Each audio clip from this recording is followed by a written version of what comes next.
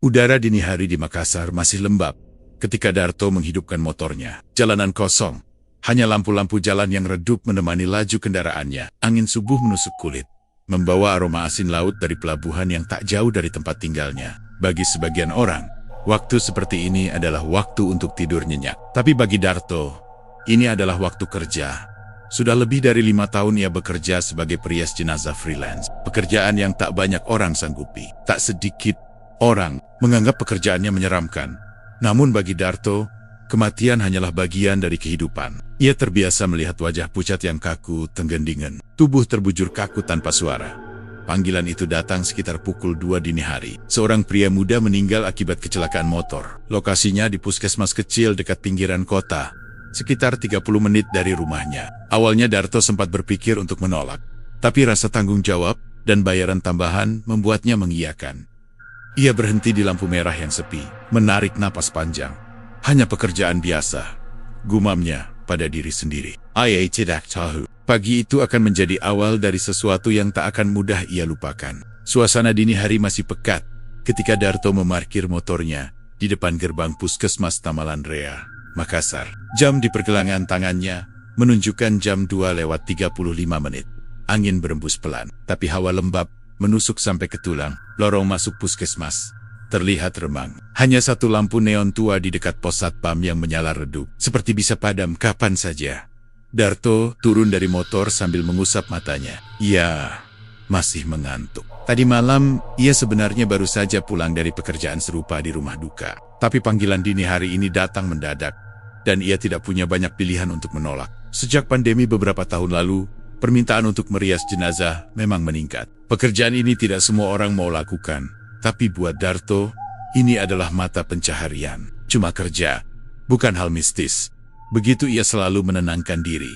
"Permisi," serunya pelan, sambil melangkah ke pos satpam. Seorang pria paruh baya berseragam kusam muncul dari dalam, tampak menguap lebar. "Perias jenazah ya? Sudah ditunggu dari tadi," ucap satpam itu setengah malas. Ia mengambil senter kecil dan memberi isyarat agar Darto mengikutinya. Mereka berjalan melewati lorong samping puskesmas yang sepi. Tidak ada suara selain langkah kaki dan gesekan sandal satpam. Lampu lorong berkedip sekali dua kali, membuat suasana semakin tidak nyaman. Darto mengatur napasnya pelan. Ia pernah beberapa kali merias jenazah di rumah sakit besar. Tapi puskesmas kecil seperti ini punya hawa yang berbeda, lebih sunyi, lebih dingin. "Jenazahnya di ruang pendingin, sebelah timur," kata satpam. Petugas jaga lagi, keluar, beli sarapan. "Tadi mayat baru masuk jam 1 lewat dikit. Korban kecelakaan." "Ya?" tanya Darto, berusaha mengalihkan pikirannya dari suasana mencekam. "Iya," katanya, "kecelakaan tunggal. Masih muda orangnya, Henning." Mereka sampai di depan pintu besi berwarna abu. Catnya mulai mengelupas. Satpam itu mendorong pintu dengan bahunya, dan suara engsel berderit pelan menyelinap ke telinga Darto, seperti suara kuku menggores kaca. Ruangan di balik pintu itu gelap sebagian. Lampu neon putih hanya menyala di tengah ruangan, sisanya tertelan bayangan. "Sudah ya, saya balik ke pos. Kalau ada apa-apa, panggil saja," kata satpam sebelum pergi. Suaranya datar, seperti sudah biasa dengan situasi ini.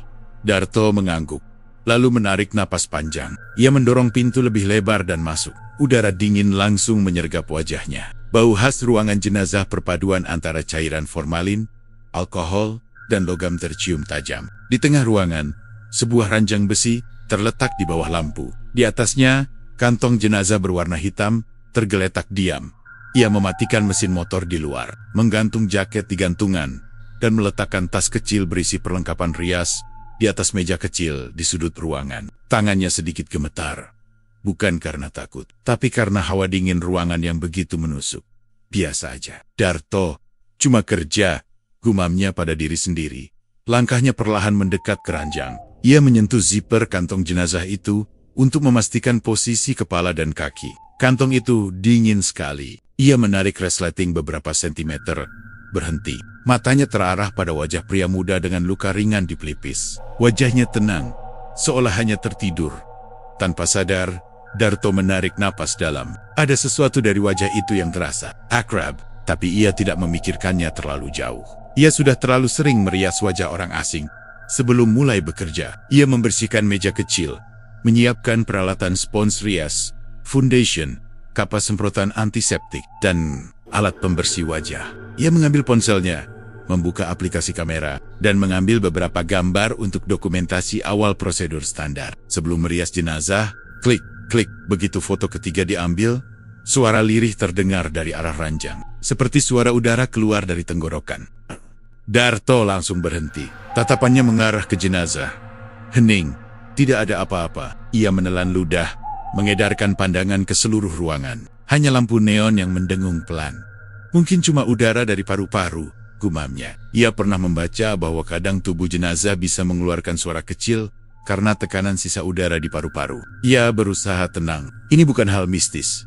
Untuk meyakinkan diri, ia menarik napas panjang dan melanjutkan pekerjaannya. Ia menyemprot kapas dengan antiseptik, mengusap perlahan wajah jenazah. Tangan kirinya menahan dagu jenazah agar tidak bergerak. Namun hawa dingin itu terasa semakin menusuk, membuat bulu kuduknya berdiri. Sesekali ia melirik ke pintu, memastikan satpam atau petugas kembali. Tapi lorong tetap gelap. Ketika ia sedang menata alat-alat rias di atas meja kecil, lampu neon di langit-langit berkedip cepat. Darto mendongak. Lampu itu meredup, menyala lagi, lalu redup lagi. Seperti ada yang bermain saklar di luar, tapi tidak ada suara langkah siapapun. Ia menghela napas berat. Tenang, Darto. Mungkin instalasi listriknya jelek, ujarnya pelan. Ia membuka tas kecilnya, mengambil foundation, dan bersiap mulai merias bagian wajah. Namun sebelum tangan kirinya menyentuh pipi jenazah, ia merasakan hawa seperti embusan angin dingin melewati tengkuknya. Seakan ada seseorang berdiri tepat di belakangnya. Ia spontan menoleh. Kosong. Hanya pintu besi yang terbuka sedikit. Darto menarik kursi kecil, duduk sebentar. Ia memandang jenazah di hadapannya. Baru mulai udah begini, bisiknya. Padahal ini cuma kerjaan biasa. Ia mengambil ponselnya lagi, memeriksa foto dokumentasi tadi. 2 foto pertama terlihat normal. Tapi di foto ketiga, tepat di ujung ranjang, ada bayangan samar seperti orang berdiri membelakangi kamera. Ia menyipitkan mata. Bayangan itu tidak jelas, tapi cukup membuat jantungnya berdegup cepat. Ia menggeleng pelan, mencoba tidak panik. Mungkin cuma efek cahaya, gumamnya. Waktu terasa berjalan lambat. Udara semakin dingin, membuat ujung jarinya membeku. Tapi ia tahu, pekerjaan ini harus selesai sebelum pagi. Keluarga korban pasti akan datang untuk proses selanjutnya. Dengan sedikit paksaan ia berdiri lagi, memegang spons rias, dan mulai bekerja. Ketika tangan kanannya menyentuh kulit wajah korban, hawa aneh itu muncul lagi. Kali ini, lebih kuat. Ia seperti merasakan ruangan menjadi lebih sunyi dari sebelumnya. Seolah semua suara dunia ditarik keluar dari ruang pendingin itu. Tidak ada suara kendaraan, tidak ada dengung lampu, hanya napasnya sendiri. Darto menelan ludah. Di dalam hati ia berkata, ini cuma kerjaan, nggak ada yang aneh. Tapi dalam diam, entah kenapa, ia merasa seperti bukan satu-satunya orang di ruangan itu malam ini. Suara detik jam dinding terdengar pelan di dalam ruangan dingin itu. Waktu menunjukkan jam 2:56. Darto menarik napas panjang, mencoba menenangkan jantungnya yang berdetak sedikit lebih cepat dari biasanya. Ia sudah berkali-kali merias jenazah, seharusnya ini bukan hal baru. Tapi entah kenapa, malam ini terasa berbeda. Heningnya terlalu sunyi. Lampu neon di lenggit-lenggit hanya satu. Cahayanya redup kekuningan, meski warnanya putih. Cahaya itu seperti enggan menerangi seluruh ruangan. Ia mengancingkan baju jas kerjanya sampai leher, lalu membuka kembali zipper kantong jenazah hingga setengah badan. Wajah korban terpampang jelas. Pria muda, sekitar usia awal 20. Luka di pelipis kanan dan goresan kecil di bibir. Tidak ada cedera parah di wajah, yang berarti proses merias akan cukup cepat. Biasanya, maaf ya mas, saya cuma ngerjain tugas saya, gumam Darto pelan. Ia selalu mengucapkan kalimat itu setiap kali mulai merias jenazah. Kebiasaan ini membuatnya merasa sedikit lebih tenang.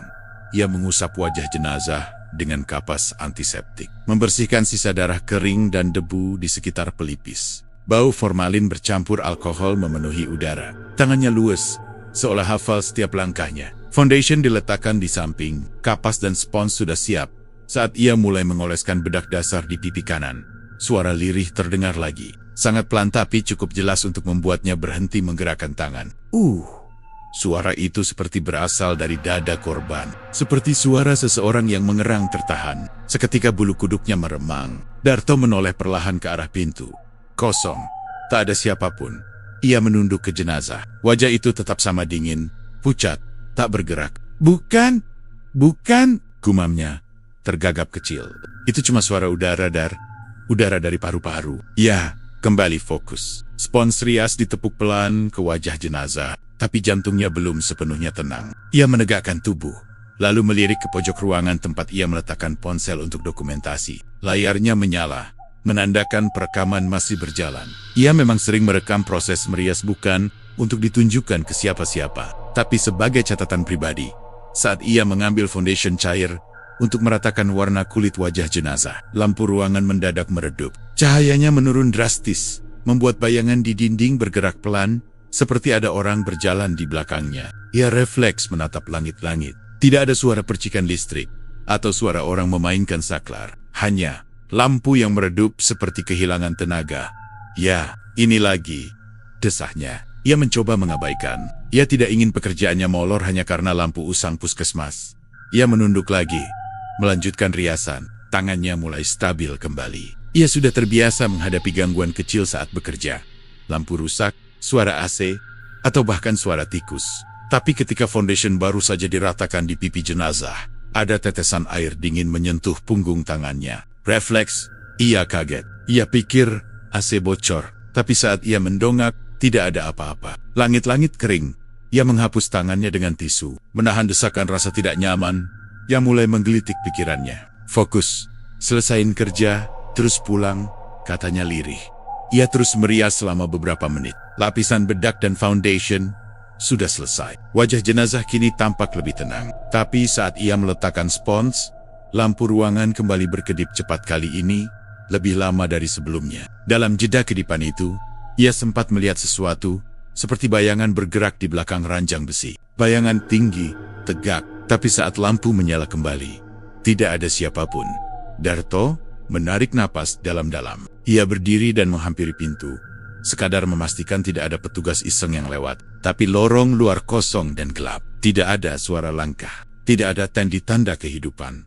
Ia kembali ke dalam. Pintu ditutup pelan. Suara engsel berderit lagi. Darto mengusap tengkuknya yang mulai dingin. Ia merasa seperti sedang diawasi. Tapi dari mana? Ia mendekat ke meja kecil, mengambil ponselnya, dan menghentikan perekaman sementara. Tangannya sedikit gemetar saat membuka galeri. Ia menekan tombol play. Suara detak jam terdengar jelas di rekaman. Suara spons menyentuh kulit jenazah. Napasnya sendiri terdengar pelan. Lalu, suara lirih itu muncul lagi di rekaman. Tapi bukan hanya itu. Ada suara tambahan. Samar-samar terdengar bisikan pelan. Seperti seseorang yang berbicara sangat dekat dengan mikrofon. Kata-katanya tidak jelas. Tapi ada satu kata yang membuat darah Darto berdesir. Tolong. Ia langsung menghentikan rekaman. Jantungnya berdetak keras. Ia memutar ulang lagi, memastikan ia tidak salah dengar. Kali ini, lebih jelas, di antara dengungan lampu, terdengar bisikan pelan. Tolong. Darto berdiri kaku. Ruangan yang tadinya dingin, kini terasa lebih sesak. Napasnya pendek-pendek. Ia melirik ke jenazah yang masih terbujur kaku di atas ranjang. Wajah itu tidak berubah. Tapi entah mengapa, rasanya seperti mata jenazah itu bisa saja terbuka kapan saja. Ia menatap ponsel di tangannya. Nggak mungkin, bisiknya. Ini pasti efek suara dari luar. Ia mencoba meyakinkan dirinya sendiri. Puskesmas ini tidak jauh dari jalan raya. Bisa saja suara motor lewat masuk ke dalam rekaman. Ia mencoba logis. Untuk memastikan, ia menekan telinga ke pintu. Mendengar suara dari luar, hening, tak ada kendaraan lewat. Bahkan suara jangkrik pun tak ada. Perlahan, ia menaruh ponsel di atas meja lagi. Lalu menegakkan tubuh. Ia tidak boleh membiarkan pikirannya dikuasai rasa takut. Ia masih punya setengah pekerjaan yang harus diselesaikan. Sebelum kembali bekerja, ia mengambil napas panjang dan menggosok kedua telapak tangannya untuk menghangatkan diri. Ia memaksa tersenyum meski tidak ada siapapun yang melihat. Mas, maaf ya, saya cuma kerja, gumamnya pelan, sambil kembali ke ranjang. Ia membetulkan posisi kepala jenazah, merapikan bagian pipi yang belum sempurna, dan mencoba fokus. Namun suara dari rekaman tadi terus terngiang di kepalanya. Tolong, suaranya begitu nyata, begitu dekat, dan untuk pertama kalinya malam itu, Darto mulai merasakan sesuatu yang lebih dari sekadar hawa dingin, ruang jenazah. Ia merasa ada kehadiran lain di sana, kehadiran yang tidak terlihat. Tapi Ruangan itu masih sama, dingin, sunyi, dan berbau menyengat. Tapi sejak Darto mendengar rekaman tolong dari ponselnya, semua terasa berubah. Dinginnya tidak lagi seperti pendingin ruangan, melainkan dingin yang merayap dari dalam tulang. Sunyinya pun bukan sekadar sepi malam, melainkan sunyi yang menekan dada. Seakan udara lebih berat untuk dihirup. Darto berdiri terpaku di depan ranjang besi, tempat jenazah itu terbujur. Tangannya masih memegang spons rias yang kini basah oleh foundation. Ia bahkan lupa sudah berapa menit ia berdiri diam. Matanya terus melirik ke arah ponsel di atas meja kecil di sudut ruangan. Ponsel yang baru saja memutar suara itu bukan suara hantu. Bukan, gumamnya pelan, seolah sedang menguatkan diri. Mungkin suara dari luar. Tapi kalimat itu tak benar-benar menenangkan pikirannya. Karena ia tahu, ruang pendingin ini terletak di belakang puskesmas, jauh dari jalan raya. Dan malam itu terlalu sunyi. Tak ada suara kendaraan lewat sejak ia datang. Darto akhirnya memberanikan diri mengambil ponsel itu lagi. Ia membuka galeri dan menekan tombol play. Suara dengungan lampu terdengar jelas. Lalu suara spons menyentuh kulit jenazah. Sesaat kemudian, ... Dan setelah itu, suara tolong. Kali ini ia mendengar lebih jelas. Suaranya terdengar dekat sekali, seperti seseorang berbisik langsung ke mikrofon ponselnya. Darto refleks memandang ke sekeliling. Tidak ada siapapun. Ia menatap ke arah jenazah. Wajah itu tetap diam dan pucat, tapi hawa di ruangan mendadak terasa lebih berat. Ia menekan tombol pos. Nafasnya memburu. Kalau ini prank, ini bukan lucu, desahnya dengan suara hampir tak terdengar. Perlahan, ia melangkah ke pintu ruangan. Tangan kirinya meraih gagang pintu yang dingin seperti logam es. Pintu itu ia buka pelan. Suara engsel berderit panjang membuat jantungnya ikut berdegup. Lorong di luar kosong. Lampu lorong menyala redup seperti sebelumnya, tapi kini suasananya lebih mencekam. Seolah semua suara tersedot ke dalam tanah. Pak Satpam, serunya pelan. Tidak ada jawaban. Hanya dengungan listrik dari lampu neon yang menggantung di langit-langit lorong. Ia melangkah keluar beberapa langkah. Udara di luar ruang pendingin ternyata tak kalah dingin. Ia menoleh ke kiri, lorong panjang yang mengarah ke ruang IGD, kosong. Ia menoleh ke kanan, lorong sempit ke arah pintu belakang, juga kosong. Tidak ada siapapun. Ia melirik ke ponselnya. Jam menunjukkan jam 3:17. Mungkin Satpam lagi patroli, pikirnya mencoba logis. Tapi semakin lama ia berdiri di lorong itu, semakin kuat perasaan tidak enak yang menjalar dari tengkuknya ke punggung. Seperti ada mata yang memperhatikannya dari kejauhan. Dengan langkah berat, ia kembali ke dalam ruangan. Baru saja hendak menutup pintu. Pintu itu bergerak sendiri, perlahan, tanpa suara langkah. Pintu besi itu membuka sedikit lebih lebar. Seakan ada orang tak kasat mata yang mendorongnya dari luar. Siapa? Darto spontan bersuara. Suaranya terdengar kaku. Tidak ada jawaban. Ia menunggu beberapa detik, tapi lorong di luar tetap kosong. Ia akhirnya menutup pintu rapat dan menguncinya dari dalam. Tapi rasa aman tetap tidak datang. Ponsel di tangannya masih menampilkan rekaman yang terjeda. Tanpa sadar, ia menekan play lagi. Suara napasnya sendiri terdengar dari rekaman. Namun kali ini, setelah suara tolong, ada suara ketukan pelan. 3 kali. Tok, tok, tok. Darto menoleh ke arah ranjang jenazah. Suara itu terdengar sangat dekat, bukan dari ponsel, melainkan dari dalam ruangan. Dari arah tempat jenazah itu terbujur, kakinya lemas seketika. Ia mundur 2 langkah, menabrak meja kecil dan membuat beberapa alat riasnya jatuh ke lantai. Spons, kapas, foundation, semuanya berserakan. Tapi Darto tidak menghiraukannya. Tatapannya terpaku pada kantong jenazah itu, seolah tubuh itu akan bangun kapan saja. Ia menarik napas dalam-dalam dan mencoba berpikir rasional. Tadi suaranya mungkin dari pipa pendingin, gumamnya dalam hati. Ruangan ini kan tua, wajar kalau banyak suara. Tapi logika itu runtuh ketika lampu ruangan meredup lagi, lalu menyala, lalu redup lagi. Bayangan jenazah di dinding memanjang, bergoyang pelan seperti seseorang yang sedang menggerakkan tubuhnya. Cukup, Darto berbisik. Suaranya serak. Ia memutuskan untuk mengambil semua alat rias yang tercecer, membereskannya secepat mungkin, lalu menyelesaikan riasan seadanya. Ia ingin keluar dari puskesmas ini secepatnya. Namun saat ia membungkuk mengambil spons, ia mendengar suara gesekan kain dari atas ranjang. Seperti ada yang menggerakkan tubuh di dalam kantong jenazah. Darto terdiam. Tangannya berhenti di udara. Jantungnya berdegup keras, sampai bisa ia rasakan di telinga. Suara itu muncul lagi, pelan, seret, shi, lalu hening. Ini cuma perasaan, cuma suara plastik. Ia berusaha menenangkan diri, tapi tubuhnya gemetar. Ia berdiri perlahan dan melangkah ke arah ranjang. Lampu ruangan masih berkedip pelan. Tangannya terulur ragu, menyentuh bagian ujung kantong jenazah, mencoba memastikan apakah tadi benar ada pergerakan atau hanya plastik yang mengerut. Tidak ada apa-apa. Tubuh jenazah tetap kaku. Tapi ketika ia melangkah mundur, pintu ruangan terbuka sendiri. Kali ini lebih cepat, mengeluarkan suara logam bergesek yang panjang dan nyaring. Angin dingin dari lorong luar menyusup masuk, membuat bulu kuduk Darto berdiri serentak. "Siapa di luar?" serunya. Sedikit keras, tetap tidak ada jawaban. Lorong di luar tampak sama, kosong, sunyi, tidak bergerak.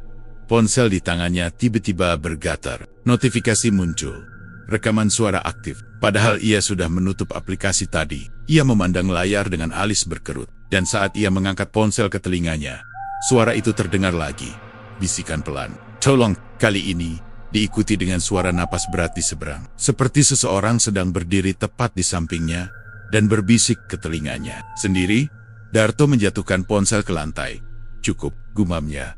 Nyaris tanpa suara. Cukup. Untuk pertama kalinya malam itu, ia benar-benar yakin ia tidak sendirian di ruang pendingin itu. Sesuatu ada di sana, sesuatu yang tak terlihat. Dan sayangnya, malam masih panjang. Pintu ruang pendingin kini tertutup kembali. Namun Darto merasa keberanian yang tersisa dalam dirinya ikut menguap bersama dinginnya udara. Ruangan itu tidak berubah, tapi suasananya terasa jauh lebih berat dari 1 jam yang lalu. Napasnya sendiri terasa seperti suara paling keras di dalam ruangan itu. Ia mengambil ponsel yang terjatuh di lantai. Layarnya retak sedikit di ujung, tapi masih menyala. Ia segera mematikan semua aplikasi dan menaruhnya di meja kecil. Dalam hati, ia memutuskan tidak akan membuka rekaman lagi malam ini. Cukup 1 kali saja ia mendengar suara tolong itu. Lebih dari cukup.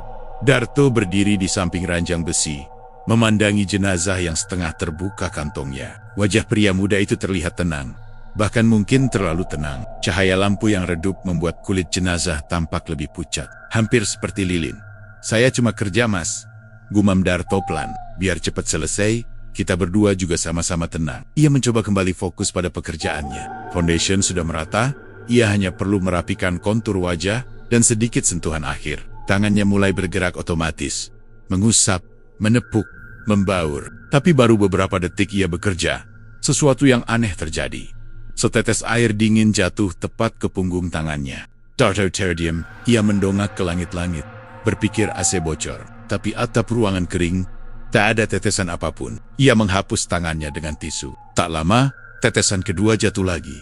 Kali ini mengenai pergelangan tangan. Rasanya dingin, tapi bukan seperti air biasa. Lebih kental, seperti embun yang terlalu lama menempel. Darto mengerutkan alis. "Jangan bilang," gumamnya pelan. Dengan perlahan, ia menunduk, menatap sumber tetesan itu. Tetesan bening keluar dari telinga kiri jenazah. Tetesan itu mengalir perlahan ke pipi, jatuh ke ranjang logam, lalu mengalir ke lantai. Darto menahan napasnya. Ia tahu, tubuh jenazah bisa saja mengeluarkan cairan sisa. It's normal. Tapi ini lain. Cairannya bening, seperti air. Dan yang paling membuatnya tidak nyaman, tetesan itu terus keluar. Padahal ruangan sangat dingin. Ia mengambil tisu, menghapus cairan itu dengan hati-hati. Tapi beberapa detik kemudian, tetesan itu kembali muncul. Seolah ada sesuatu yang menetes dari dalam tubuh korban. "Ya Allah," Darto berbisik. Tangan kirinya mulai dingin dan berkeringat.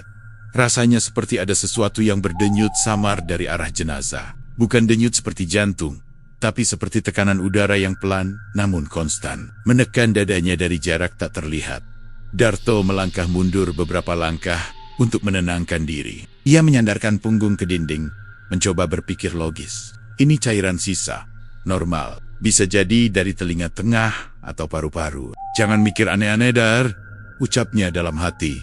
Namun, sebelum pikirannya sempat tenang, lampu ruangan kembali berkedip. Kali ini lebih cepat, lebih gelap. Kedipan pertama membuat bayangan di dinding bergerak. Kedipan kedua menambah panjang bayangan itu. Kedipan ketiga, Darto melihat siluet hitam samar berdiri di sisi ranjang jenazah. Tinggi, tidak bergerak. Detik itu juga, Tubuhnya kaku. Ia tidak bisa berteriak, tidak bisa bergerak. Saat lampu menyala kembali, siluet itu lenyap begitu saja, menyisakan hanya ranjang, jenazah, dan dirinya yang ketakutan setengah mati. Bukan bayangan, desahnya lirih. Tadi aku lihat.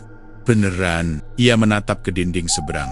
Berharap itu hanya bayangan tubuhnya sendiri. Tapi bentuk siluet tadi tidak sama dengannya. Bayangan itu tegak lurus, lebih tinggi, lebih lebar, dan tidak bergerak sedikit pun. Perlahan, ia mengusap tengkuknya yang mulai basah oleh keringat dingin. Hatinya ingin berlari keluar ruangan, tapi kakinya seolah ditahan rasa takut. Ia tahu, jika ia keluar begitu saja, pekerjaannya belum selesai, dan akan ada pertanyaan dari pihak puskesmas. Ia butuh uang dari pekerjaan ini. Tapi otaknya juga berteriak agar ia pergi sekarang. Ia akhirnya memutuskan untuk menuntaskan riasan secepat mungkin. Ia mengambil kapas bersih, menyeka tetesan air dari wajah jenazah, lalu melanjutkan merapikan bagian mata dan hidung. Tapi tangannya tak lagi stabil. Spons rias beberapa kali jatuh ke lantai. Nafasnya tidak beraturan. Sambil bekerja, matanya terus melirik ke sisi ruangan tempat bayangan itu tadi muncul. Kosong. Tapi setiap kali lampu berkedip, ia merasa sesuatu bergerak di sudut pandangnya. Bayangan tipis, seperti seseorang berdiri membelakangi cahaya. Udah, bentar lagi selesai, gumamnya terbata. Saat ia menunduk mengambil alat rias yang terjatuh, suara tetesan air dari ranjang terdengar semakin jelas. Tik, tik, tik, seperti air dari keran bocor. Tapi ruangan ini tidak punya keran. Darto mendongak lagi, dan melihat pemandangan yang membuat darahnya membeku. Air kini mengalir dari telinga dan sudut mulut jenazah. Bukan hanya tetesan, aliran. Wajah jenazah basah seperti habis dicuci. Dan entah mengapa, dalam redupnya cahaya, wajah itu tampak sedikit lebih Percy, seolah bukan jenazah kaku. Darto memegangi mulutnya, menahan suara yang hampir keluar. Ia benar-benar ingin berhenti, tapi tubuhnya malah mendekat, seperti dikendalikan rasa penasaran dan ketakutan bersamaan. Dengan tangan gemetar, ia menyeka air itu lagi. Tapi saat tisu menyentuh pipi jenazah, ia merasa hangat. Hangat, bukan dingin seperti biasanya. Seketika ia mundur dan menjatuhkan tisunya. Lampu ruangan mati. Gelap. Total, ya Allah. Darto memanggil lirih. Suaranya serak. Ia meraba-raba meja mencari ponselnya untuk menyalakan senter. Tapi sebelum ia sempat menyalakan cahaya, lampu menyala kembali dengan kedipan keras. Dan dalam 1 detik itu, ia melihat bayangan hitam tadi berdiri di sisi ranjang. Jaraknya hanya 1 meter dari jenazah. Saat lampu menyala penuh, bayangan itu hilang lagi. Jantungnya berdetak sekeras gendang perang. Nafasnya memburu. Ia tak peduli lagi pada alat rias. Ia hanya ingin segera keluar dari ruangan ini. Tapi saat ia melangkah ke pintu, tangannya ragu memutar gagang. Karena dalam hatinya, ia tahu sesuatu sedang memperhatikannya dari balik ranjang itu. Perasaan itu begitu kuat, seperti mata tak terlihat menempel di tengkuknya. Pintu ruang pendingin sudah ada di depan mata, tapi Darto masih ragu memutarnya. Tangan kanannya gemetar tak terkendali. Dingin ruangan kini terasa menempel ke kulit seperti kabut yang tak mau lepas. Sementara itu, suara tetesan air dari ranjang jenazah terdengar makin jelas. Cek, cek, tik. Suara itu memantul di dinding ruangan, membentuk gema aneh yang membuat bulu kuduknya berdiri. Udah Dar, Kelly, udah cukup malam ini, gumamnya pelan. Tapi mulutnya terasa kaku. Ia menelan ludah, dan akhirnya meraih gagang pintu dengan sisa keberanian yang masih ada. Saat gagang itu diputar, terdengar suara klik pelan. Tepat ketika ia mendorong pintu, ponselnya tiba-tiba bergetar kencang di dalam saku jaket. Suara dering yang pelan namun jelas menggema di dalam ruangan sunyi itu. Darto berhenti. Dada dan bahunya menegang. Ia mengambil ponsel itu perlahan. Layarnya menyala terang. Nomor tak dikenal. Tidak ada nama. Tidak ada kode negara. Hanya sederet angka acak. Jantung Darto berdetak lebih kencang. Ia memandang layar beberapa detik, berharap telepon itu berhenti sendiri. Tapi deringnya terus berbunyi. Keras, menusuk telinga. Siapa yang nelpon jam segini? Gumamnya pelan. Tangan kirinya mulai berkeringat. Ia berpikir untuk mengabaikannya. Tapi entah kenapa, jarinya bergerak sendiri menekan tombol hijau. Telepon tersambung. Halo? Suara Darto terdengar serak. Tidak ada jawaban. Hanya suara napas pelan. Sangat dekat. Seperti seseorang menempelkan mulutnya tepat di ujung ponsel. Hahaha, siapa ini? Tanya Darto. Kini lebih tegas, walau nada suaranya goyah. Hahaha, Tedium. Seluruh tubuhnya seperti ditarik dingin yang lebih pekat dari AC ruangan. Ia mengenali suara itu. Suara lirih di rekaman tadi. Suara itu persis sama. Pelan, putus-putus, dan sangat dekat.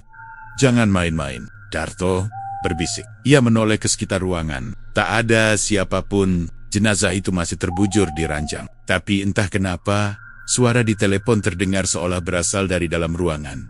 Tolong, jangan tinggalin aku. Suara itu terdengar lebih jelas, seperti langsung masuk ke telinga. Saat itu pula, sinyal ponsel mendadak hilang. Tanda bar sinyal di layar menghilang satu persatu, sampai tulisan tidak ada layanan muncul. Suara di telepon berubah menjadi suara statik kasar. Krik, kersh.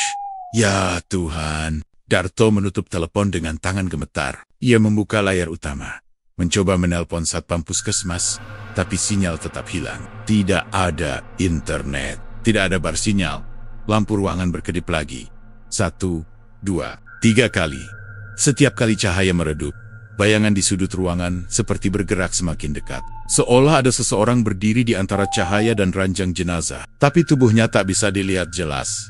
Darto mundur, punggungnya menyentuh dinding dingin di belakangnya. Ia menggenggam ponsel erat-erat. Seperti benda itu satu-satunya yang menghubungkannya ke dunia luar.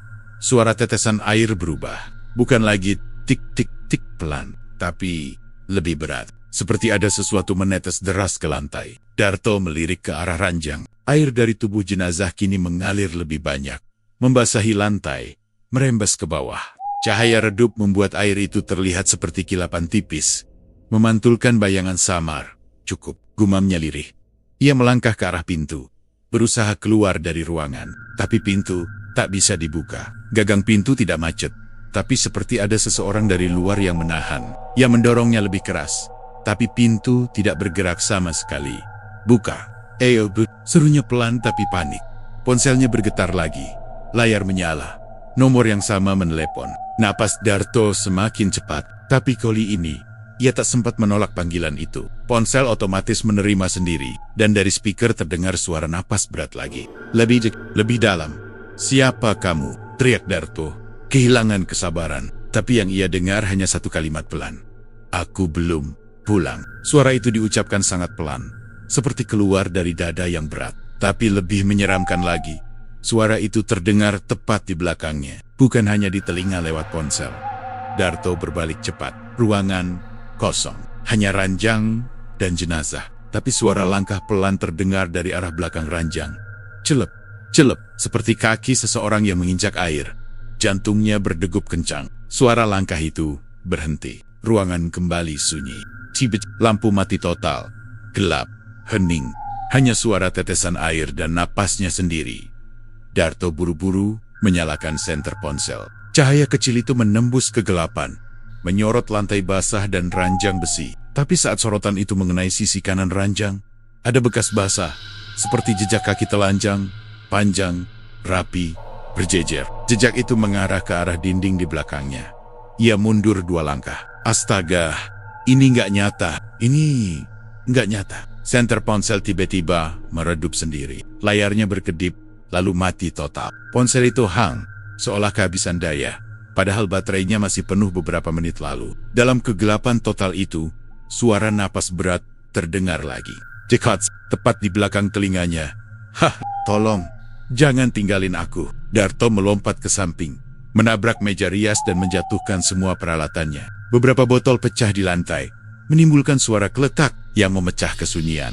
Napasnya memburu, kepalanya berdenyut, keluar, keluar. Desahnya seperti orang tersedak.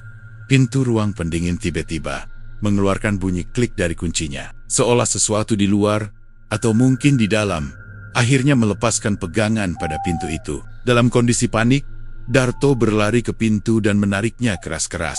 Kali ini pintu terbuka. Lorong di luar gelap. Hanya satu lampu neon redup di ujung. Tapi baginya, itu cukup. Ia melangkah cepat keluar, hampir tersandung di ambang pintu. Ia tidak peduli lagi pada alat riasnya. Tidak peduli pada prosedur kerja. Ia hanya ingin keluar dari ruangan itu.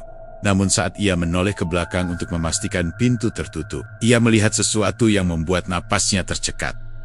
Pintu ruangan perlahan menutup sendiri. Dan tepat sebelum celahnya benar-benar tertutup, Dari dalam ruangan terdengar suara lirih. Jangan tinggalin aku.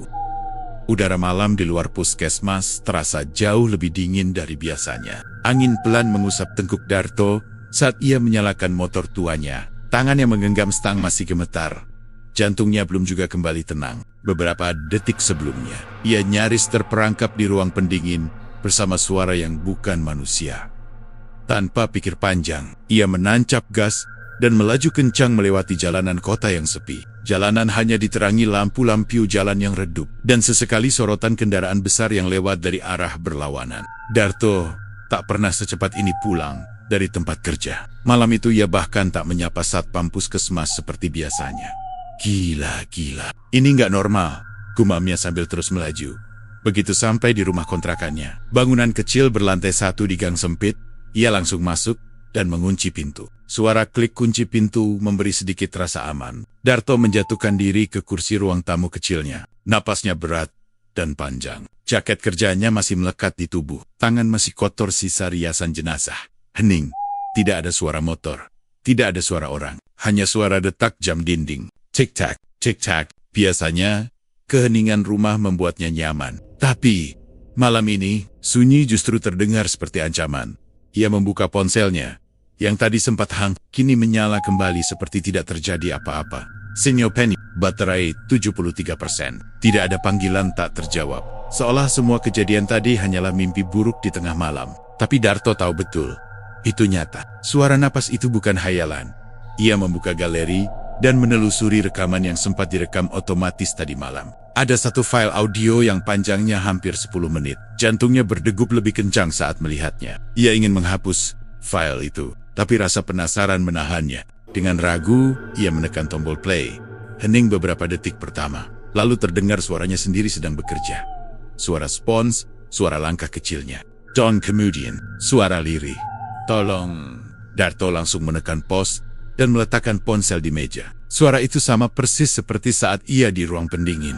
Tidak berubah satu huruf pun. Seperti suara itu menempel di ponselnya. Ia meremas rambutnya frustasi. Kenapa aku buka lagi? Desahnya lirih. Ia bergegas ke kamar mandi kecil untuk mencuci tangan dan wajah. Air mengalir, dingin. Saat ia menunduk ke wastafel, setetes air menetes dari rambutnya ke permukaan air. Tapi bukan air rambut. Rasanya dingin menusuk, seperti tetesan dari freezer. Ia mendongak cepat ke atas, mengira genteng bocor. Tapi langit-langit kamar mandi kering. Darto mengusap wajah dengan handuk. Saat ia menurunkan handuk dari wajahnya, bayangan hitam tipis terlihat di cermin. Tepat di belakangnya. Tidak bergerak, tidak berbentuk jelas. Ia berbalik cepat, kamar mandi kosong. Tapi cermin masih memantulkan bentuk gelap samar di sudut ruangan. Ia mundur ke pintu kamar mandi dan langsung keluar. Menutup pintu itu rapat-rapat. Napasnya mulai tidak teratur. Jangan sampai ikut ke rumah, gumamnya. Ia menyalakan TV kecil di ruang tamu, berharap suara bisa mengusir sunyi. Tapi begitu layar menyala, siaran langsung berubah menjadi salju statik. Layar putih abu-abu berbintik, suara shish memenuhi ruangan. TV itu jarang rusak, tapi malam ini seolah semua benda elektronik tak bersahabat dengannya. Ia mematikan TV. Tapi statik itu masih terdengar. Ia melihat sekeliling. Suara itu ternyata berasal dari ponselnya. Layar ponsel menyala sendiri. Dan dering panggilan masuk terdengar. Nomor tak dikenal. Nomor yang sama seperti di ruang pendingin. Darto terdiam beberapa detik, menatap layar yang berkedip. Ia ingin membiarkannya. Tapi dering itu terus berbunyi. Tubuhnya seakan diseret ketakutan yang sama seperti di puskesmas. Ia mengangkat panggilan itu dengan tangan gemetar. Halo, suaranya nyaris tak terdengar. Tak ada jawaban, hanya suara napas berat. Hahaha, lalu suara yang sama terdengar lagi. Jangan tinggalin aku. Suara itu begitu pelan, tapi menusuk telinganya. Darto langsung menutup panggilan itu. Tapi ponselnya berdering lagi, nomor yang sama. Ia tolak. 5 detik kemudian, berdering lagi. Ia tekan tombol power, tapi ponselnya tidak mau mati. Tiba-tiba lampu ruang tamu padam. Hanya cahaya redup dari layar ponsel yang tersisa. Suasana menjadi gelap dan sunyi. Lalu terdengar suara tik-tik pelan dari arah dapur. Darto membeku di kursinya. Tetesan air, sama seperti di ruang pendingin. Dingit, sama, dengan langkah sangat pelan, ia berjalan ke arah dapur. Suara tetesan makin jelas. Cahaya ponsel menerangi lantai keramik yang kini basah oleh tetesan air bening yang entah dari mana asalnya. Darto mendongak ke langit-langit, lagi-lagi tidak ada kebocoran. Tapi di lantai ada jejak kaki basah, jejak kaki telanjang, panjang, mengarah ke kamarnya. "Jangan," gumamnya dengan suara serak. Ia mundur satu langkah, tapi ponselnya bergetar di tangannya. Dan dari speaker terdengar suara klik pelan, seperti suara pintu kamar yang dibuka. Padahal ia yakin kamar tadi sudah tertutup. Dengan senter ponsel yang gemetar, Darto mengarahkannya ke lorong kamar. Pintu kamar terbuka sedikit, gelap di dalam. Sunyi, lalu terdengar napas berat. Lagi, kali ini, dari dalam kamarnya sendiri. "Aku belum pulang." Suara itu membuat seluruh tubuh Darto lemas. Ia berlari ke arah pintu depan, membuka kunci dengan tangan gemetar. Tapi saat ia mencoba menarik pintu tak mau terbuka, seperti ada sesuatu yang mendorongnya dari luar. Ponselnya bergetar lagi di tangannya, dan suara lirih terdengar dari speaker. Darto, dia tak pernah memberitahu siapapun namanya malam ini. Tidak ada yang tahu. Tapi suara itu menyebut namanya dengan sangat jelas. Ia membanting ponsel ke lantai. "Lepeka." Suara itu berhenti. Tapi seketika terdengar suara celep, celep, pelan. Jejak kaki basah kini mendekat dari arah kamarnya. Darto bersandar ke pintu depan. Napasnya terengah, tubuhnya gemetar hebat. Ia menutup mata rapat-rapat, berharap semua ini hanya mimpi buruk. Tapi suara langkah itu berhenti tepat di hadapannya. Hening, dingin, lalu satu kalimat pelan terdengar di telinganya. Nyaris menyentuh kulit. "Jangan tinggalin aku." Matahari belum sepenuhnya terbit saat Darto terbangun dengan tubuh lemas. Ia tak ingat persis jam berapa akhirnya tertidur. Tapi ia ingat jelas suara napas berat di telinganya semalam. Ia masih bersandar di dekat pintu depan rumahnya. Ponsel tergeletak di lantai dengan layar retak. Udara di dalam rumah terasa lembab dan pengap. Sisa jejak kaki basah yang semalam ia lihat kini sudah mengering. Tapi bekasnya tetap menempel samar di keramik. Darto tidak punya tenaga untuk membersihkannya. Seluruh pikirannya kini dipenuhi pertanyaan. Siapa sebenarnya jenazah itu? Ini semua dimulai dari mayat itu, gumamnya lirih. "Aku harus tahu siapa dia." Dengan sisa keberanian yang ada, ia menyalakan ponsel. Meski layar retak, perangkat itu masih bisa digunakan. Tidak ada riwayat panggilan dari nomor tak dikenal. Seolah semua panggilan semalam tidak pernah terjadi. Tapi rekaman suara masih ada di galeri. Panjangnya tidak berubah. Darto menghela napas panjang, lalu memutuskan untuk kembali ke puskesmas pagi itu juga. Ia merasa satu-satunya cara untuk menghentikan gangguan ini adalah menemukan jawaban. Sekitar pukul 7 pagi, Darto tiba di halaman puskesmas Rawajati. Suasana sudah jauh berbeda dari malam tadi. Ramai, terang, dan hidup. Anak-anak bermain di depan pagar, beberapa orang antre di loket. Tidak ada lagi hawa mencekam yang menyelimuti bangunan ini beberapa jam lalu. Tapi bagi Darto, bayangan malam tadi masih jelas. Lorong sepi, suara napas dari ponsel, pintu yang terkunci sendiri.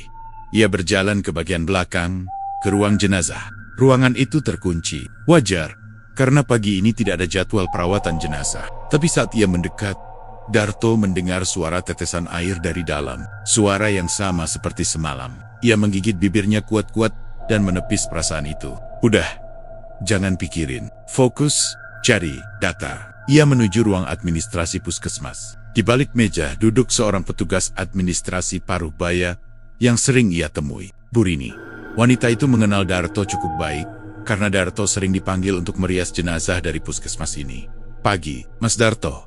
Kok pagi-pagi udah kesini? Ada panggilan lagi?" sapa Burini. "Enggak, Bu," jawab Darto agak pelan. "Saya cuma mau nanya soal jenazah yang saya tangani semalam." "Oh, yang kecelakaan itu ya? Kasihan ya, masih muda. Saya dengar keluarganya belum datang malam itu." "Betul, Bu. Saya cuma pengen tahu identitasnya siapa." Burini menatap Darto sejenak. "Memangnya kenapa, Mas?" "Enggak, cuma penasaran aja. Semalam agak enak suasananya," jawab Darto, berusaha terdengar tenang. Burini akhirnya membuka berkas di komputernya. Namanya Faris Adi Pratama, laki-laki. Umur 22 tahun, korban kecelakaan tunggal. Katanya kehilangan kendali motor di jembatan dekat pasar. Luka parah di kepala. Faris. Darto mengulang nama itu pelan, seperti mencoba menanamnya dalam ingatan. Keluarganya Belum ada yang ambil jenazah waktu saya pulang tadi malam. Katanya polisi masih nyari keluarganya. Darto menelan ludah. Nama itu, entah kenapa terasa sangat familiar. Tapi ia tidak ingat pernah mengenal seseorang bernama Faris. Ia mengangguk pelan lalu pamit dari ruang administrasi. Darto duduk di bangku taman kecil samping puskesmas sambil membuka mesin pencarian di ponselnya. Ia mengetik kecelakaan jembatan Pasar Rawajati Faris Adi Pratama dan menunggu. Beberapa detik kemudian muncul beberapa berita lokal. Judul berita pertama membuat jantungnya berdetak keras. Pemuda tewas di jembatan Pasar Rawajati. Ditemukan tergeletak basah kuyup di tengah jalan. Ia membuka artikel itu. Di dalamnya tertulis bahwa Faris ditemukan sekitar jam 1:30 dini hari. Hujan deras mengguyur jembatan saat itu. Tubuhnya terbujur di tengah jalan. Masih mengenakan jaket hitam. Tapi yang membuat Darto merinding adalah satu kalimat di akhir artikel. Saksi mata sempat mendengar suara lirih, "Tolong," saat jenazah ditemukan. Namun saat petugas tiba, korban sudah tak bernyawa. Kantung Darto menselos. Suara itu kalimat, suara tolong yang sama persis seperti yang ia dengar dari rekaman ponselnya. Setelah membaca berita itu, Darto memutuskan untuk mampir ke jembatan tempat kecelakaan terjadi. Lokasinya tidak jauh dari puskesmas. Pagi itu lalu lintas cukup ramai. Tapi saat ia berdiri di sisi jembatan, angin dingin bertiup pelan. Entah kenapa, hawa di tempat ini berbeda dari sekitar. Seakan udara di sini lebih berat. Ia berdiri di pinggir trotoar, memandangi aspal yang kini kering. Tapi bayangan tubuh yang terbujur basah, seperti dalam artikel, terbayang jelas di kepalanya.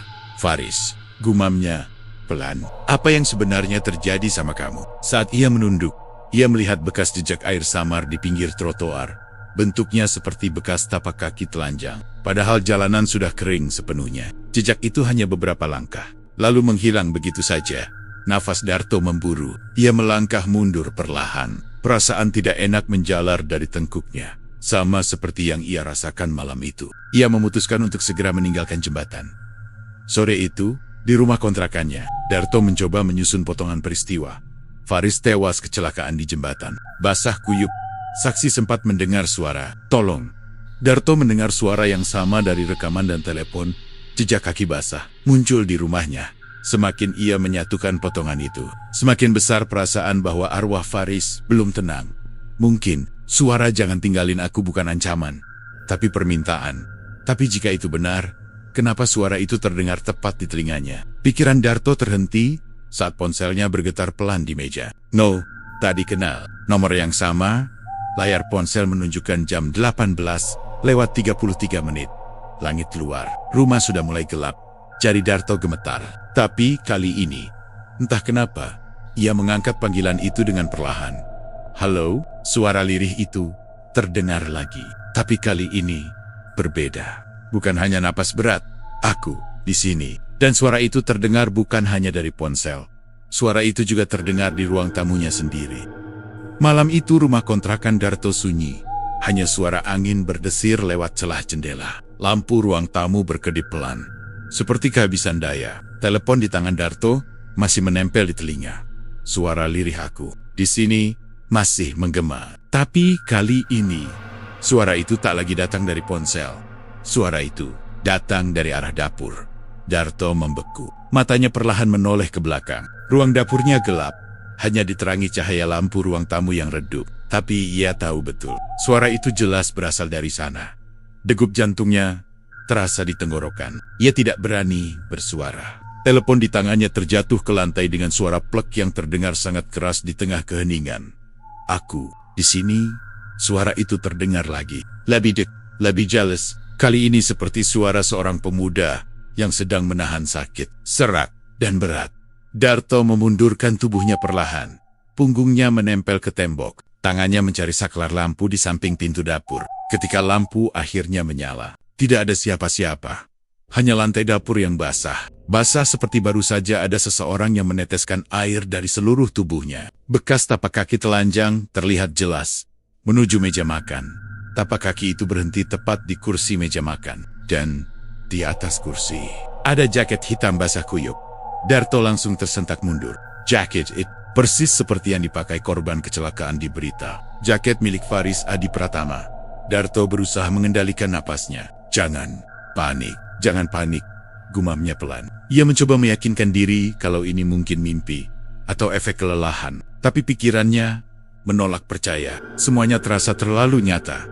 Tiba-tiba, pintu belakang rumah berderit terbuka sendiri. Padahal sebelumnya terkunci rapat. Udara malam yang lembab menyusup masuk. Bau air hujan yang khas memenuhi ruangan. Dan dari pintu belakang itu, suara langkah kaki pelan terdengar. Cekit, cekit, cekit. Langkah kaki basah. Faris, suara Darto bergetar tanpa sadar. Ia sendiri tidak tahu kenapa ia menyebut nama itu. Entah karena takut atau karena naluri yang mengatakan bahwa semua ini bersumber dari satu orang. Suara langkah kaki berhenti. Sunyi. Tapi kemudian, lampu dapur padam. Calep Toto. Darto hanya bisa melihat samar bayangan pintu belakang terbuka. Dalam gelap itu, terdengar suara napas berat. Sangat dekat dengan telinganya. Jangan, tinggalin aku. Seketika Darto menjerit dan berlari keluar rumah lewat pintu depan. Nafasnya terengah. Kakinya nyaris terpeleset di halaman. Ia tidak menoleh ke belakang. Tidak berani. Darto berlari ke rumah tetangga terdekat, rumah Pak Ali, seorang pensiunan satpam. Pak Ali yang tengah duduk di teras, langsung berdiri kaget melihat Darto datang dengan wajah pucat. Mas Darto, kenapa ini? Tanya Pak Ali panik. Darto susah payah mengatur napasnya. Ada orang di rumah, Pak. Dapur. Saya basah. Pintu terbuka. Suaranya. Dia ngomong di telinga saya. Pak Ali spontan mengambil senter besar di samping kursi dan mengajak dua pemuda yang juga sedang nongkrong di pos ronda. Mereka bertiga ikut Darto kembali ke rumah. Saat mereka sampai di depan pintu dapur, pintu itu tertutup rapat. Tidak ada jejak air, tidak ada jaket hitam, tidak ada suara. Semua terlihat seperti tidak pernah terjadi apa-apa. Lihat kan, suara Darto gemetar. Barusan pintu ini terbuka, jaketnya basah. Pak, saya dengar suaranya jelas. Pak Ali menyorotkan senter ke arah dapur. Kosong. Mas, kamu capek kali. Mungkin ketiduran dan mimpi. Enggak, Pak. Saya sadar, jawab Darto keras. Tapi melihat semua kembali normal membuatnya sendiri ragu. Tapi saya benar-benar lihat. Pak Ali akhirnya menyarankan Darto untuk tidur saja malam itu di rumahnya. Daripada kamu panik sendirian, katanya. Darto pun akhirnya setuju. Tengah malam, di kamar tamu rumah Pak Ali, Darto berusaha memejamkan mata. Tapi suara napas itu seolah masih menempel di telinganya. Pukul 01,13 dini hari. Ponselnya tiba-tiba menyala sendiri. Layar retak yang tadinya gelap, kini menampilkan rekaman video. Ia gemetar saat menyadari. Kamera ponselnya aktif merekam dari rumahnya. Rekaman itu memperlihatkan ruang tamu rumahnya dalam keadaan gelap. Kamera bergerak perlahan, seperti seseorang yang berjalan membawa ponsel. Lalu, kamera berhenti di dapur. Dari layar, terlihat samar-samar bayangan sosok basah berdiri membelakanginya. Tubuh kurus, rambut meneteskan air, dan jaket hitam menempel di punggung. Lalu kamera bergerak mendekat. Sangkotek, sampai terlihat tengkuknya, dan setetes air jatuh tepat ke lantai. Seketika layar menjadi hitam, dan suara lirih terdengar dari speaker ponsel. Aku belum pergi. Darto menjerit pelan, menjatuhkan ponsel dari tangan. Ia gemetar hebat. Tubuhnya berkeringat dingin. Dalam kepanikan, ia mengintip dari jendela kamar tamu rumah Pak Ali. Jalanan sepi, gelap. Tapi di depan rumahnya yang berada tepat seberang jalan, ada sosok basah berdiri di bawah lampu jalan yang redup. Kepalanya menunduk. Air terus menetes dari ujung jaket hitam. Sosok itu tidak bergerak, hanya berdiri menatap ke arah rumah Pak Ali. Darto tidak bisa menjerit. Ia hanya bisa menutup mulut dan mundur perlahan dari jendela. Napasnya tercekik. Malam itu, untuk pertama kalinya, Faris tidak hanya bersuara. Fajar belum menyingsing saat Darto terbangun dengan tubuh basah oleh keringat dingin. Ia masih berada di kamar tamu rumah Pak Ali. Namun kejadian semalam masih sangat jelas diingatannya. Sosok itu berdiri diam di bawah lampu jalan. Tubuhnya meneteskan air, seolah menunggu. Darto tidak sanggup tidur lagi. Ia duduk di lantai, memegangi kepala yang terasa berat. Napasnya sesak. Kalau ini terus terjadi, aku bisa gila, bisiknya pelan. Ponselnya tergeletak di lantai. Layar masih retak, tapi baterainya ternyata masih menyala. Saat ia membuka galeri, rekaman semalam masih ada. Ia menonton ulang meski tangannya gemetar. Kamera bergerak, suara napas berat. Bayangan basah itu berdiri, membelakangi kamera. Tidak ada yang salah dengan ingatannya. Itu nyata. Faris, gumamnya. Kau mau apa dariku? Pagi itu, Darto kembali ke puskesmas Rawajati. Ia bertekad untuk mencari jawaban. Kalau hantu itu tidak pergi, mungkin karena ada sesuatu yang belum selesai. Ia yakin kuncinya ada pada keluarga korban Bigicu sampai. Ia langsung menuju ruang administrasi. Burini, yang kemarin membantunya mencari data, masih duduk di balik meja. Pagi, Mas Darto, wajahnya pucat amat, nggak tidur. Ya, Darto hanya mengangguk pelan. Bu, saya butuh alamat keluarganya Faris. Saya harus bicara sama mereka. Bu Reni, loh, buat apa? Bu, ini penting. Saya nggak bisa jelaskan semua sekarang, kata Darto serius. Nadanya memaksa tapi penuh ketakutan. Bu Rini terdiam sesaat, lalu akhirnya membuka data. Orang tuanya tinggal di Biringkanaya. Tapi semalam saya dengar, belum ada yang datang ke sini ambil jenazah? Belum? Darto, sudah 2 hari. Iya, katanya keluarga mereka lagi di luar kota. Polisi yang ngurus duluan. Darto mengangguk cepat. Terima kasih, Bu. Sebelum pergi, Bu Rini sempat menahannya. Mas Darto, jenazah Faris. Anai, semalam petugas piket bilang suhu ruang pendingin naik tiba-tiba. Kondisinya seperti basah lagi, padahal sudah dikeringkan. Darto membeku. Basah lagi? Ya seperti habis kehujanan, jawab Bu Rini pelan. Siang itu, Darto mengendarai motornya menuju jembatan tempat kecelakaan Faris terjadi. Langit mendang, meski hujan belum turun. Jalanan lengang. Semakin mendekati jembatan, hawa sejuk berubah menjadi dingin menusuk. Seperti ada embusan angin aneh dari arah sungai di bawah jembatan. Saat tiba di lokasi, Darto memarkir motor di pinggir jalan. Ia berdiri menatap jembatan itu lama, mengingat berita yang ia baca. Faris ditemukan basah kuyup di sini. Sendirian, ia melangkah pelan ke tengah jembatan. Bunyi gemericik air sungai terdengar dari bawah. Tiba-tiba ia melihat sesuatu. Sebuah helm hitam tergeletak di bawah pagar pembatas. Helm itu tampak retak dan pastak. Meski hujan tidak turun, tangannya bergetar saat mengambil helm itu. Ada bau amis yang menyengat hidungnya. Saat ia membalik helm itu, setetes air menetes ke telapak tangannya. Tapi bukan air biasa. Air itu dingin seperti es dan menimbulkan sensasi seperti ditusuk jarum di kulit. Darto terlonjak mundur, menjatuhkan helm itu. Helm berguling ke tengah jalan dan berhenti di hadapan bayangan sosok basah. Ia terpaku. Sosok itu berdiri tegak, menunduk. Air menetes deras dari rambutnya. Jaket hitam melekat ke tubuhnya yang kurus. Kulit wajahnya pucat, matanya hitam dan kosong. Wajah Faris Adi Pratama. Sekarang banner-banner terlihat jelas. Darto tersedak napas. Faris, sosok itu perlahan mengangkat tangannya, menunjuk langsung ke arah Darto. Suaranya terdengar menggema dari segala arah. Jangan, tinggalin aku. Angin di jembatan mendadak mendaru kencang. Darto berlari sekuat tenaga. Helm yang tadi ia pegang terlempar ke sungai. Saat ia menoleh sekilas ke belakang, sosok itu hilang. Tapi air menetes di aspal, membentuk jejak kaki menuju arah tempatnya berdiri tadi. Dengan napas tersengal, Darto akhirnya tiba di sebuah rumah sederhana di Biringkanaya. Alamat itu dari Bu Rini. Ia ragu mengetuk pintu, tapi ia tidak punya pilihan. Setelah beberapa kali ketukan, seorang perempuan paruh baya membuka pintu. Wajahnya sembab dan lelah. Ibu, keluarga Faris, tanya Darto pelan. Perempuan itu mengangguk pelan. Iya, kamu siapa? Saya, perias jenazah. Saya yang menangani Faris di puskesmas, jawab Darto dengan suara berat. Mata perempuan itu memerah. Faris, anak saya. Kami baru sampai subuh tadi.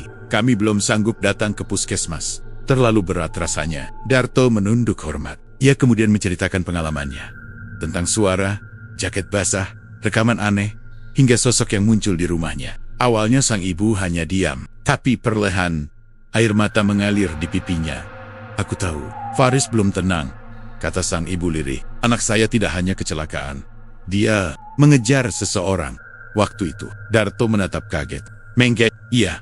Sebelum berangkat, dia terima telepon. Dia bilang mau ketemu seseorang di jembatan itu. Kami nggak tahu siapa. Tapi setelah itu, polisi beleng. Dia ditemukan sendirian. Darto mulai merasa napasnya berat. Jadi kematian Faris tidak sesederhana yang ia pikirkan. Ada sesuatu yang terjadi di jembatan malam itu.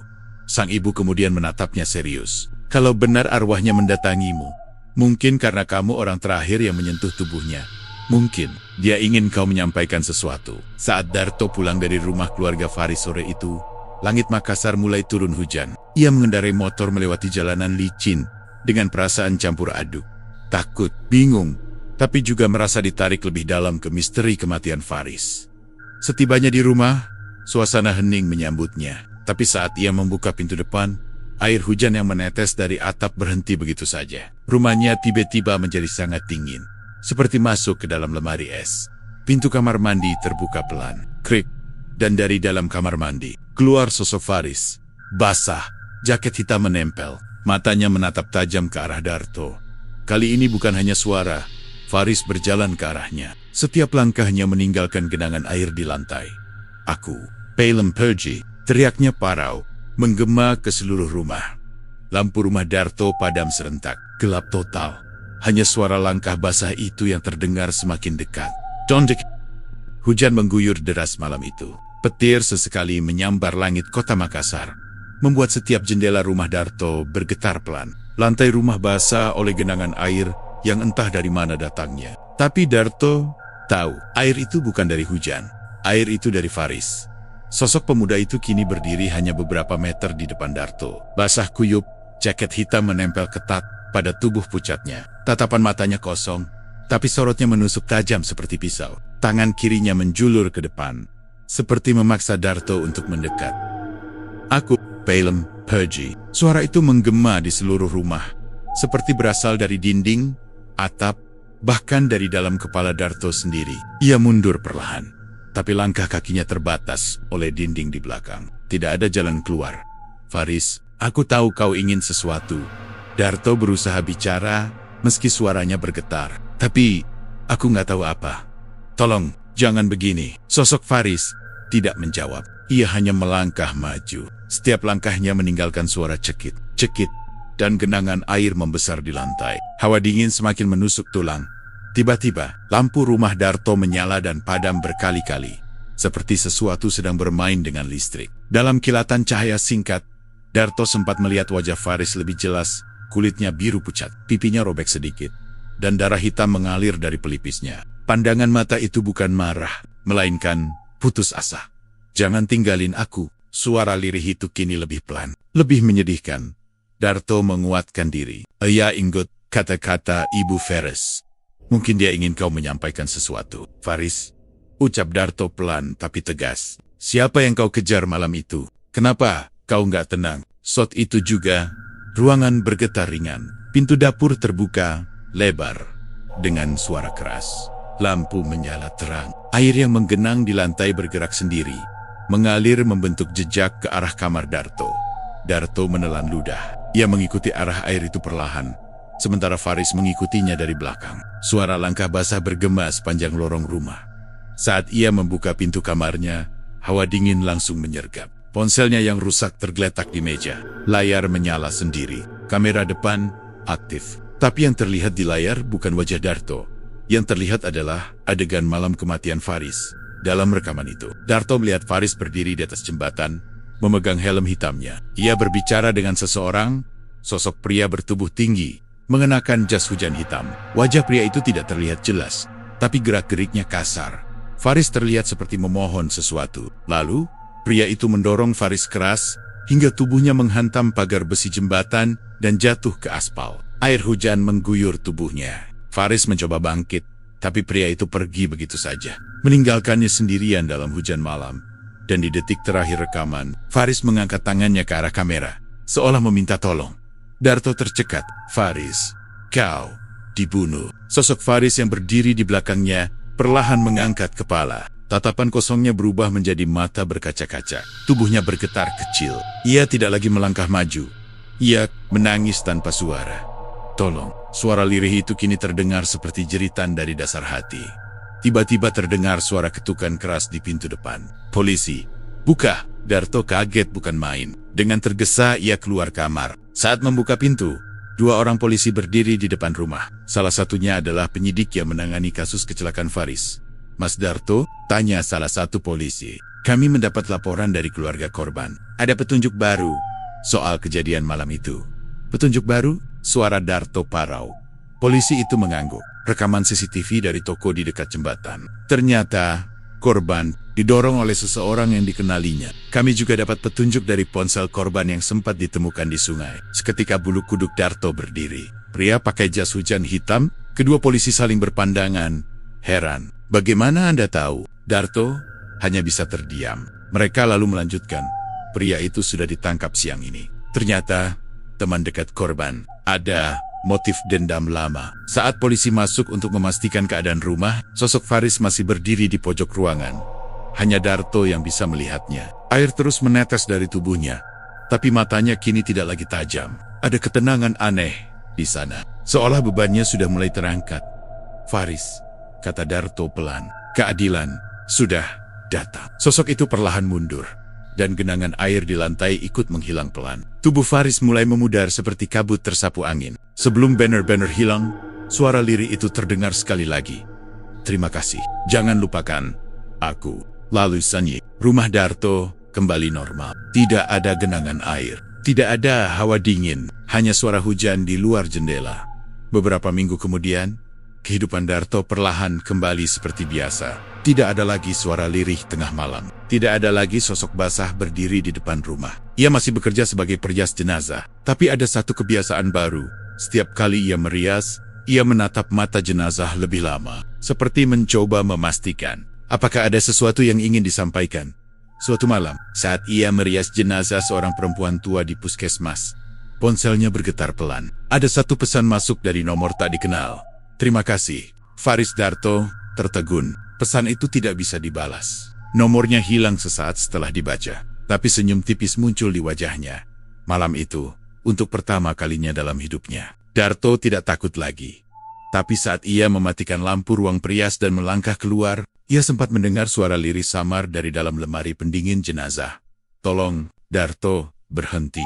Bahunya menegang, nafasnya membeku. Mungkin Faris bukan satu-satunya arwah yang ingin didengar.